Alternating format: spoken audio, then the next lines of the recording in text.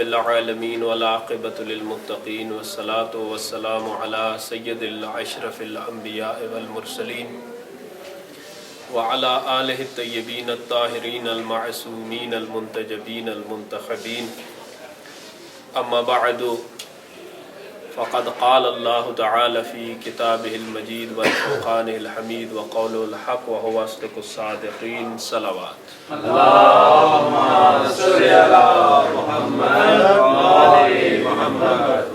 ہمارا سلسلہ دروس جو چل رہا ہے ماہ رمضان میں، الحمدللہ ہم نے اس ایک ہفتے میں ایک تہائی طے کرنے کے بعد اس میں توکل بر خدا، تواضع، توبہ، اس پہ تھوڑا تذکرہ کیا مختصراً، اور اسی کو لے کر کے ہم آگے بڑھتے ہیں کہ جو ہمارے اندر بیماریاں ہیں، جو ہمارے جسم اور ہماری روح کو جو خاص کر کے بیماریاں لگ چکی ہیں، اس سے ہم کیسے نجات حاصل کریں۔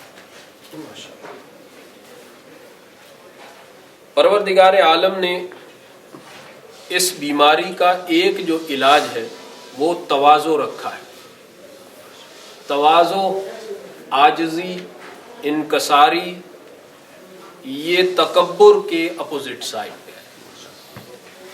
دو میں سے ایک ہوتا ہے انسان میں، یا تو تکبر ہوتا ہے یا عاجزی و انکساری ہوتی ہے۔ اب جن لوگوں میں تکبر ہے، میں ہے، ان میں عاجزی و انکساری ہوتی نہیں، اور جن میں عاجزی و انکساری نہیں ہوتی ان کو پروردگار عالم پسند نہیں فرماتا۔ اور شیطان کا کام یہ ہے کہ ہمارے دل میں ہمیشہ غلط وسوسے ڈالتا رہے۔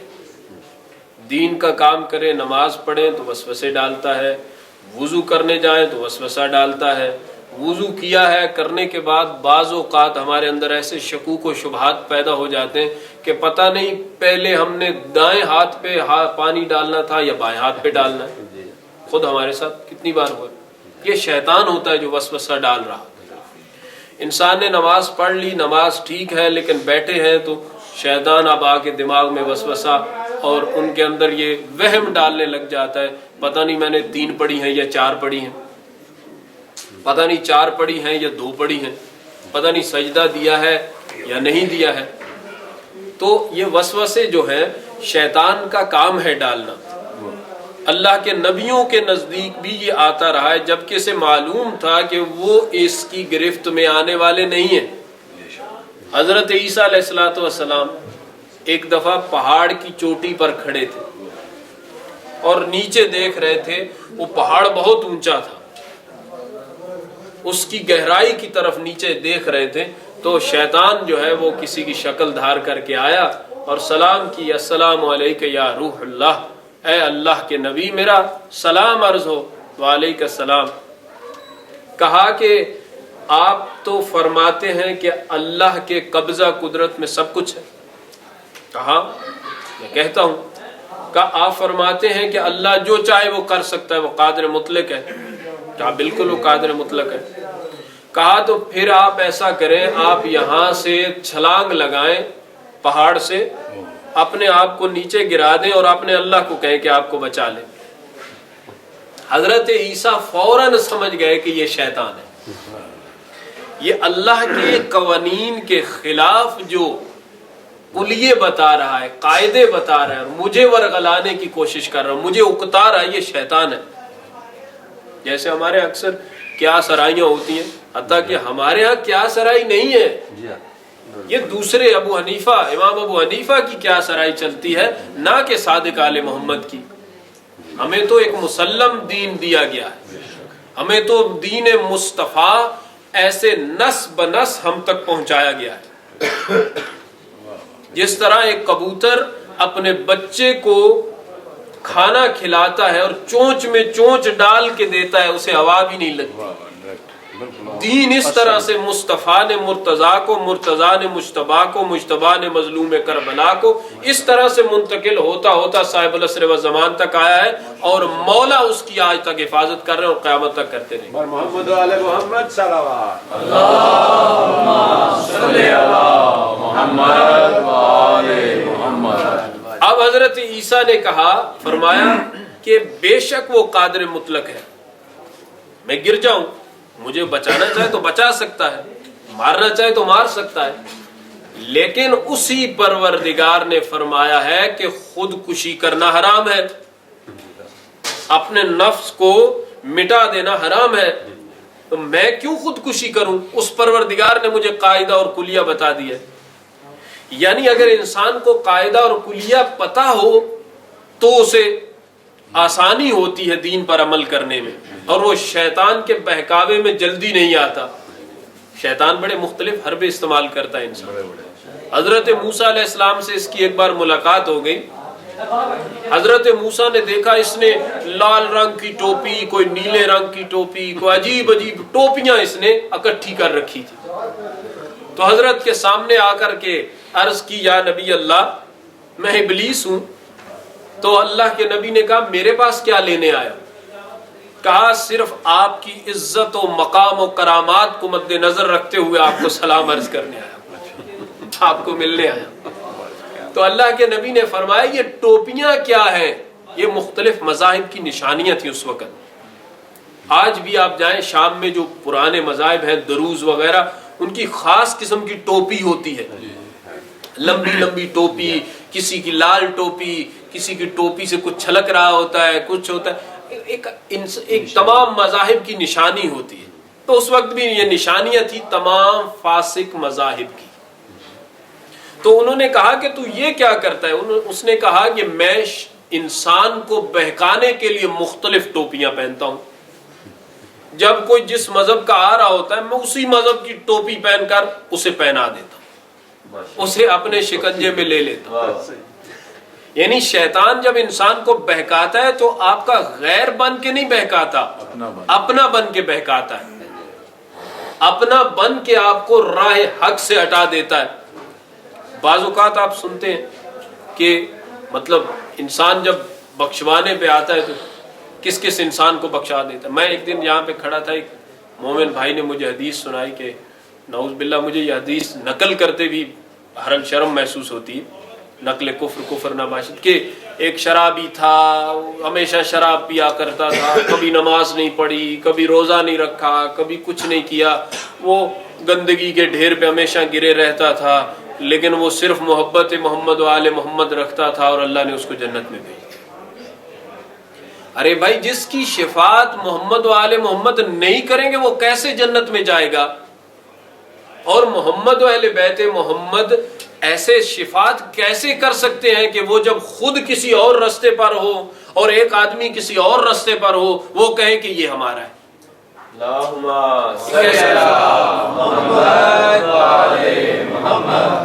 شفاعت اسی کی ہوگی جو محمد و اہل بیت محمد کی باتوں کو سنے گا، ان کو مانے گا، اس پہ عمل بھی کرے گا اور کوشش کرے گا۔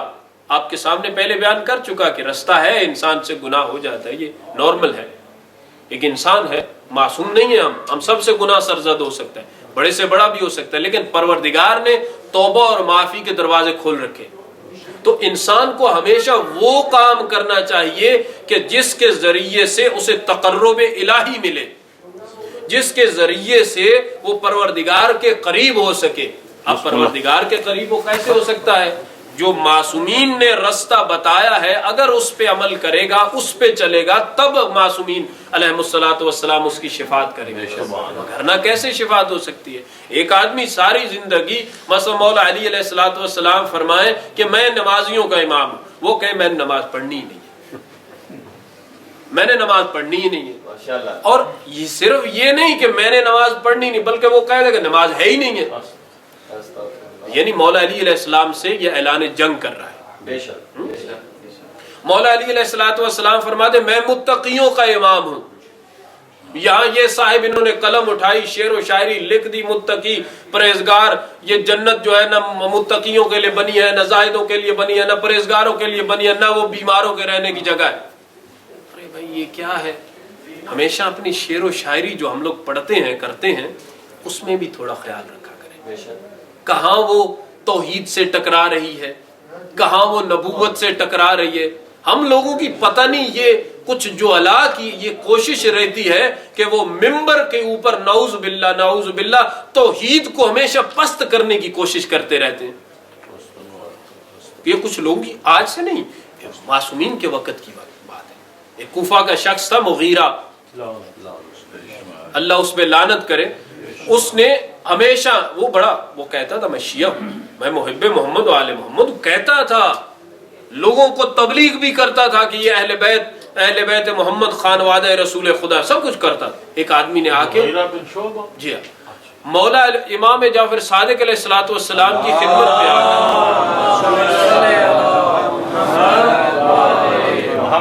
ایک شخص نے کہا مولا مغیرہ آپ سے بڑی محبت کرتا ہے اور آپ کے چاہنے والوں کی، لیکن وہ یہ باتیں کرتا ہے کہ اللہ نے جو اس کے پاس اختیار تھے اس نے سارے ان اہل بیت کو دے دیے اور خدا وہ ریٹائرمنٹ لے چکا ہے. امام جعفر صادق علیہ السلام نے توبہ کرتے ہوئے کہا کہ خدا کی قسم ہم میں سے خاندان رسالت میں سے کوئی آدمی یہ بات سوچ بھی نہیں سکتا توحید کے بارے میں. اتنا اس بدبخت نے، مولا نے فرمایا خدا اس پہ لعنت کرے، اس نے توحید کو اتنا گرا دیا ہے کہ ہم سوچ بھی نہیں سکتے اس کے بارے میں. ظاہری اگر ایک آدمی کہتا ہے میں مسلمان ہوں اور کام کرتا ہے کافروں والے تو آپ اس کو کیسے مسلمان مانیں؟ ایک آدمی کہتا ہے میں مسلمان، لا الہ الا اللہ محمد الرسول اللہ، اور جا کے مندر میں رام رام رام رام کرتا ہے تو آپ اس کو مسلمان مانیں گے؟ ایک آدمی وہاں منافق مانتے ہیں، ہر جگہ پہ یہی ہوتا ہے، لیکن ہمارے ہاں لوگ یہ کہہ دیتے ہیں کہ ہم شیعہ ہیں، ہم شیعان علی میں سے ہیں، ہم محمد و آل محمد کے چاہنے والے ہیں، لیکن خدا کی قسم ایک بھی معصومین کی بات پہ وہ عمل نہیں کرتے. ہم ان کو کیسے مانے کہ یہ محمد و آل محمد کے محب ہیں؟ محب کی بھی کچھ شرطیں ہیں، ہر کسی کی کچھ شرائط ہوتی ہیں، کچھ قاعدے ہوتے ہیں، کچھ قوانین ہوتے ہیں. اگر دیکھیے ہمیں گانا پسند ہے، سننا پسند ہے، گانا پسند ہے، محفل موسیقی پسند ہے، تو اس کا مطلب یہ نہیں ہے کہ نعوذ باللہ معصومین کو بھی وہ پسند آ جائے. ہم کو اگر کچھ اور حرام کرنے پسند ہیں، حرام کام کرنے پسند ہیں، تو اس کا مطلب یہ نہیں ہے کہ وہ معصومین کو بھی پسند آ جائے. نہیں، ہماری پسند میں ان کی پسند نہیں ہے، بلکہ ان کی پسند میں ہماری پسند ہے. اللہم صلی علی محمد و آل محمد. صلوات بر محمد والے. اللہم صلی علی محمد و آل محمد. انسان کو ہمیشہ عاجزی و انکساری. امام زین العابدین علیہ الصلوۃ والسلام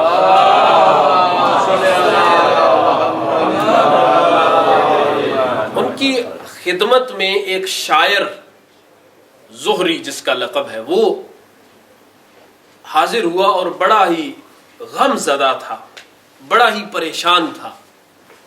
حضرت نے اس سے دریافت فرمایا کہ آج کیوں پریشان نظر آ رہے ہو، تم کیوں آج افسردہ نظر آ رہے ہو؟ اس نے کہا مولا میں جس سے نیکی کرتا ہوں وہ مجھ سے حسد کرتا ہے. ہمارا بھی ہمیشہ یہی گلہ ہوتا ہے، میں جس سے اچھائی کرتا ہوں، نیکی کرتا ہوں، بھلائی کرتا ہوں، مولا وہی مجھ سے حسد کرتا ہے. امام علیہ السلام مسکرائے اور مولا نے فرمایا کہ رسول خدا کی حدیث ہے، رسول خدا نے فرمایا کہ تمام مسلمان بھائی ہیں، تمام مسلمان بھائی ہیں. تو مولا نے فرمایا کہ جب تمہیں کوئی تم سے بڑا ملے تو اسے اپنے باپ کی جگہ دو، اور جب تمہیں کوئی اپنے سے چھوٹا ملے تو اسے اپنے بیٹے کی جگہ دو، اور جب تمہیں کوئی اپنا ہم عمر ملے تو اسے اپنے بھائی کی جگہ دو. اس کے بعد تمہاری ساری جو جدائیاں ہیں وہ مٹ جائیں گی. پھر اتنے تک نہیں، آگے پوری تشریح فرمائی مولا نے فرمایا کہ اپنے سے بڑے کی عزت کرو، احترام کرو. کیوں؟ اس کو اس لیے کہ اس کے اعمال جو ہے تم سے زیادہ ہے، اس کی عبادت تم سے زیادہ ہے، اس کا زہد و تقوی تم سے زیادہ ہے، وہ تم سے زیادہ پرہیزگار ہوگا. یہ سوچ کر اپنے سے بزرگ کی ہمیشہ عزت کرو. مولا نے فرمایا اپنے سے چھوٹے کی عزت کرو.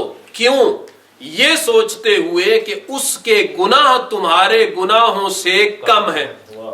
کتنا پیارا کیا ہوا.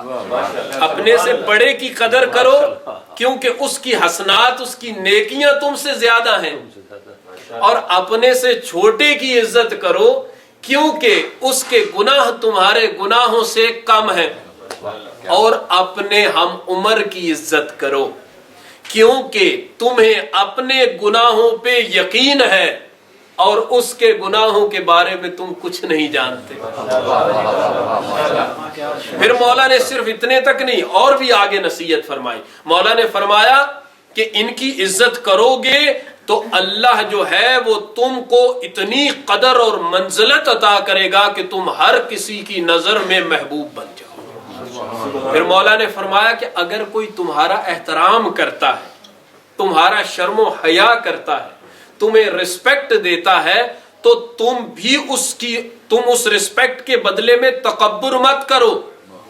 یہ مت سمجھ لو کہ میں ہی میں ہوں، کہ مجھ میں کچھ تو ہے نا لوگ مجھے سلام کرتے ہیں، نعوذ باللہ. مجھ میں کچھ تو ہے نا کہ لوگ میرا شرم و حیا کرتے ہیں، مجھ میں آخر کچھ تو ہے کہ لوگ میرے سامنے جی جی کر کے شاہ جی، ملک صاحب، چودھری صاحب، مولانا صاحب کر کے مجھے میرا شرم و حیا کرتے. مولا نے فرمایا کبھی یہ مت سوچو، بلکہ ہمیشہ یہ سمجھ کے اس کی عزت کا جواب دو کہ میں اس کے قابل نہیں تھا، اس پروردگار نے مجھے عزت و مقام دی. اور مولا نے فرمایا کہ اگر کوئی تمہاری بے عزتی کرے، تمہاری توہین کرے، تو اس کی بھی عزت کرو. اور وہاں پہ یہ مت سوچو کہ کیا ہوا، بلکہ یہ ہمیشہ سوچو کہ شاید میرا کوئی ایسا گناہ تھا جس کی وجہ سے میرا پروردگار مجھ سے روٹھ گیا. ایسے کر کے ایک آدمی رسول خدا حضرت محمد مصطفیٰ صلی اللہ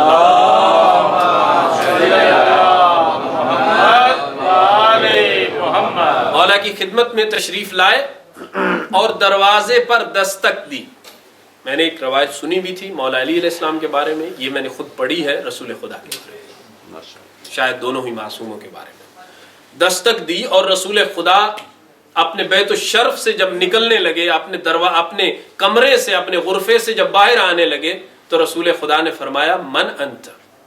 اس نے آگے سے کہا انا، میں.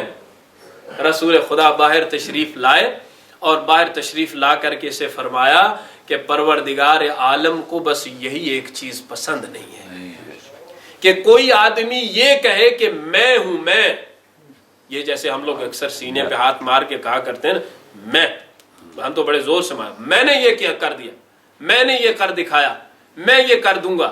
کچھ بھی نہیں کر سکتے جب تک پروردگار عالم نہ چاہے. ہم کیا کر سکتے ہیں؟ اگر کوئی ہم نیک کام کرتے ہیں تو ہمیں سمجھنا چاہیے کہ اس پروردگار عالم نے کرم کیا محمد و آل محمد کے صدقے میں کہ میرے ہاتھ سے یہ کام ہو گیا. اور اگر کوئی برا کام کرتے ہیں یا برا کام سرزد ہو جاتا ہے تو اس پروردگار عالم کے سامنے توبہ و تائب ہونا چاہیے کہ میرا پروردگار مجھ سے یہ کیا غلطی ہو گئی، تیرے رحم و کرم مجھ سے کیوں دور ہو گیا. رسول خدا نے فرمایا کیونکہ اللہ نے خود فرمایا انا الغفار، انا الجبار، انا القہار، انا الرازق. پروردگار نے فرمایا میں ہوں قہار، میں ہوں جبار، میں ہوں غفار الذنوب، میں ہوں رزاق. کہا یہ میں کا لفظ جو ہے یہ ہے ہی پروردگار کے لیے، بلکہ ہماری کچھ اوقات و بساط ہی نہیں ہے کہ ہم اس کا ذکر کر سکیں، ہم یہ کہہ سکیں کہ ہم نے یہ کر دکھایا، ہم نے یہ کر دکھایا. ایسا کچھ نہیں ہے، بلکہ آپ دیکھیے عاجزی و انکساری سے پروردگار عالم راضی ہوتا ہے. بل دوسرے کو حقیر بنائیں اس سے انسان بڑا نہیں ہوتا، بلکہ اپنے آپ کو دوسروں کے سامنے جب حقیر دکھائیں گے تو پروردگار عالم آٹومیٹک میں آپ کو ایک عزت اور مقام عطا کرے گا. امیر کائنات، ہمارے امام، آپ سب کے امام مولا متقیان علی بن ابی طالب علیہ الصلوۃ والسلام،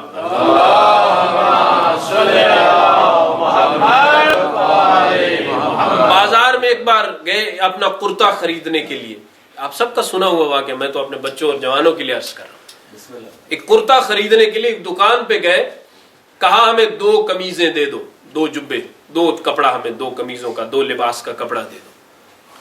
اب دکاندار نے پہچان لیا مولا کو، کہا مولا جیسا آپ کو چاہیے ٹھہریے میں آپ کو ایسا دیتا ہوں. مولا نے محسوس کیا، اس نے پہچان لیا مولا امیر علیہ السلام، اس کی دکان سے باہر آ گئے۔ اب دوسری دکان پر دکاندار کا بیٹا تھا، جوان تھا، جو بیچ رہا تھا۔ مولا نے اس سے کہا کہ ہمیں 2 قمیضوں کا کپڑا چاہیے، ساتھ میں کمبر ہے، غلام ہے، جوانی کے عالم ہے جناب کمبر میں۔ اب مولا امیر کائنات نے 2 قمیضیں خریدی، ایک 2 دینار کی، ایک 3 دینار کی۔ اب جب باہر نکلنے، بلکہ وہاں ہی کھڑے، ایک جو 2 دینار والی وہ کہا کمبر یہ میرے لیے ٹھیک ہے، میں بزرگ ہوں، میرے لیے یہ شوبہ دیتی ہے، اور یہ 3 دینار والی مجھ سے مہنگی جو ہے یہ تمہارے لیے ٹھیک ہے، تم جوان ہو، جوانی کا عالم ہے، تمہیں خوبصورت لگے۔ جناب قمبر نے عرض کی مولا آپ تو ممبر پر جاتے ہیں، ممبر رسول پر جاتے ہیں، ممبر پر جاتے ہیں، واعظ کرتے ہیں، خطبات دیتے ہیں، آپ کو وہ خوبصورت لگے؟ مولا نے فرمایا نہیں، رسول خدا نے مجھ سے فرمایا یا علی جو خود پہنو وہی غلام کو پہناؤ، جو خود کھاؤ وہی اپنے غلام کو کھلاؤ، بلکہ انہوں نے کہا کہ اپنے سے اچھا دوسرے کو پہناؤ، اپنے مومن بھائی کو۔ کہا کمبر میں انہی کی تو سیرت پہ عمل کر رہا ہوں، میں انہی کی سیرت تو لوگوں کے سامنے اجاگر کر رہا ہوں۔ کہا میں نہیں بلکہ یہ تم پہنو گے، اور ہمارا کیا حال ہے، ہم یہ بھی کہتے ہیں کہ ہم علی کے ماننے والے ہیں، ہم یہ بھی دعویٰ کرتے ہیں کہ ہم سچے شیعہ بھی ہیں، اور ہماری حالت یہ ہے کہ ہم اپنے والد کو بھی جب چیز دیتے ہیں خود مارک کی پہنتے ہیں اور اس کو اپنے سے کم مارک والی دیتے ہیں، اور جب ہم اپنے لیے جوتے خریدتے ہیں تو اعلیٰ قسم کے خریدتے ہیں، لیکن والد صاحب کے لیے کہ یہاں سے اعلیٰ قسم کے اٹالین جوتے لے جائیں، نہیں بلکہ وہاں سے ہی ان کو باٹا شوز لے کر دے دیں گے۔ ایسا نہیں ہے، والد تو والدین ایک ایسی ہستی ہے کہ جس کی رضا کے سامنے پروردگار کی رضا بھی مجبور ہو جاتی ہے، جس کے والدین اس اولاد پر راضی ہو جائیں اور دل سے دعا کر دیں، پروردگار بھی ان کی حق میں معافی دے دیتا ہے۔ دوستو ہمیشہ جو چیز اپنے لیے پسند کرتے ہو اپنے دوسروں کے لیے پسند کرو، جو چیز خود کھانا پسند کرتے ہو مومنین کے لیے کھلانا پسند کرو۔ پروردگار عالم سے دعا ہے کہ محمد و اہل بیت محمد علیہ الصلوۃ والسلام کے صدقہ میں ہمارے اس قلیل سے درس کو اپنی بارگاہ الہی میں منظور و قبول فرما، مومنین کا یہاں پہ چل کے آنا اپنی بارگاہ الہی میں منظور و قبول فرما۔ آج کی افطاری کا بندوبست جناب برادر چودھری زیغم عباس صاحب کی طرف سے کیا گیا، پروردگار عالم ان کے صغیرہ و کبیرہ گناہوں کو معاف فرما، پروردگار عالم زیغم بھائی کے تمام مرحومین و مرحومات کی بخشش فرما، پروردگار ان کی اولاد کو راہ محمد و اہل بیت محمد پہ چلنے کی توفیق عطا فرما، خدایا ان کے رزق حلال میں دن دگنی رات چوگنی برکت اور ترقی عطا فرما، خدایا بحق محمد و اہل بیت محمد علیہ الصلوۃ والسلام تمام ہمارے مریضوں کو شفائے کاملہ عاجلہ عطا فرما، خدایا بے اولاد مومنین کو اولاد نورینہ عطا فرما، اور ہم تمام حاضرین کو یہ دسترخوان مظلوم کربلا بچھانے کی اور اس میں زیادہ سے زیادہ بڑھ چڑھ کے حصہ لینے کی توفیق عطا فرما۔ کریم اللہ بحق محمد و اہل بیت محمد علیہ السلام امام زمانہ علیہ السلام کے ظہور میں تعجیل فرما، خدایا ہم سب کو امام زمانہ علیہ السلام کے انصاروں میں شامل فرما، پروردگار شیعان علی بن ابی طالب علیہ السلام دنیا کے جس جس کونے میں بھی ہیں ان کی عزت جان مال کی حفاظت فرما، ان کے دین کی حفاظت فرما، ہمارے ملک ہمارے وطن پاکستان کی حفاظت فرما، پروردگار آل محمد کا واسطہ ہمارے امام کو ہم سے راضی و خوشنود فرما۔ اللہم صلی اللہ